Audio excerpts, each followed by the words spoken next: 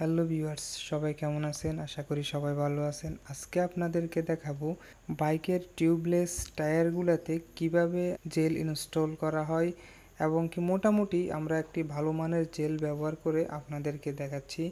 Viewers, আমাদের সঙ্গে থাকবেন এবং আমাদের চ্যানেলে যদি নতুন এসে থাকেন অবশ্যই আমাদের চ্যানেলটিকে সাবস্ক্রাইব করে পাশে থাকা বেল আইকনটি বাজিয়ে রাখবেন এবং আপনাদের কোনো কিছু জানার থাকে তাহলে অবশ্যই আমাদেরকে কমেন্ট করতে পারবেন।